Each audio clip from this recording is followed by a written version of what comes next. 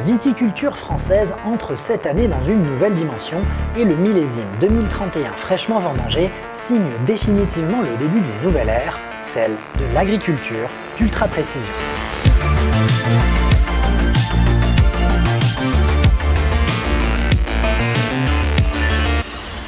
La viticulture française est désormais entièrement technologique et l'industrie viticole française a atteint la neutralité carbone. Au cours de la dernière décennie, un pourcentage élevé de vignerons a pris sa retraite. Beaucoup ont vendu à des investisseurs étrangers ou ont été rachetés par d'autres viticulteurs cherchant à s'agrandir. Désormais, les vignerons sont plus jeunes, mais ils sont aussi très au fait de la technologie et très à l'aise avec la gestion des données et la viticulture de précision. Cette génération est née avec le numérique et les smartphones. Elle a également bénéficié de l'importance croissante de la culture numérique au milieu des années 2020. À cette époque, le gouvernement français en a fait une priorité nationale et toutes les universités et écoles ont dû proposer un cours complet sur le numérique. Les étudiants sortis des établissements agricoles ont désormais des compétences hybrides et la nouvelle vague de chefs de culture a rapidement changé la filière viticole française, tant en amont qu'en aval de la chaîne. Le partage des données est désormais la norme. Le marché des données est transparent et pleinement opérationnel. Les vignerons font confiance aux entreprises qui utilisent leurs données. De plus, tous les outils d'aide à la décision et les logiciels sont totalement interopérables. L'offre numérique est devenue plus simple, conviviale et fiable. La majorité des vignerons ont accès à la plupart des technologies numériques et peuvent les utiliser à leur plein potentiel. Le temps de l'agriculture de précision est révolu. Nous entrons maintenant dans l'ère de l'agriculture d'ultra-précision.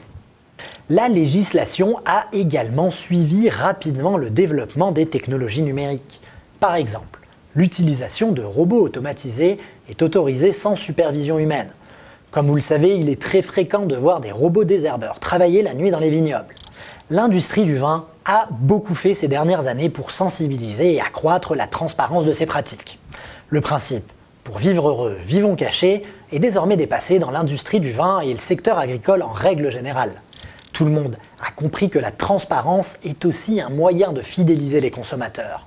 En étant transparents sur l'utilisation des technologies numériques et des robots, les vignerons sont désormais plus en phase avec les attentes des citoyens et des riverains qui acceptent qu'un robot désherbeur travaille la nuit, car ils ont compris que c'était un moyen de ne plus utiliser de produits chimiques.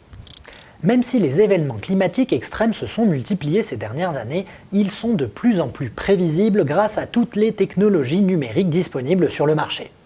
Les gestionnaires de vignobles peuvent désormais prévoir quelques jours à l'avance les événements météorologiques extrêmes comme la chaleur ou le gel et protéger le vignoble en conséquence.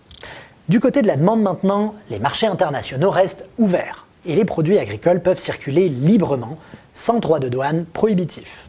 La demande de vin français reste forte et les ventes de vin en ligne représentent désormais 25% du total des volumes des ventes.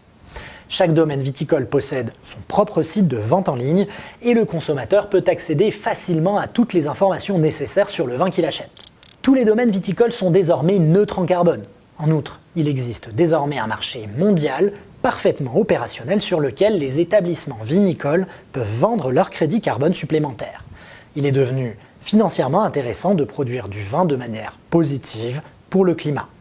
Au cours de la dernière décennie, le numérique a donc totalement transformé la façon dont le vin est produit en France, mais il se consomme toujours avec modération.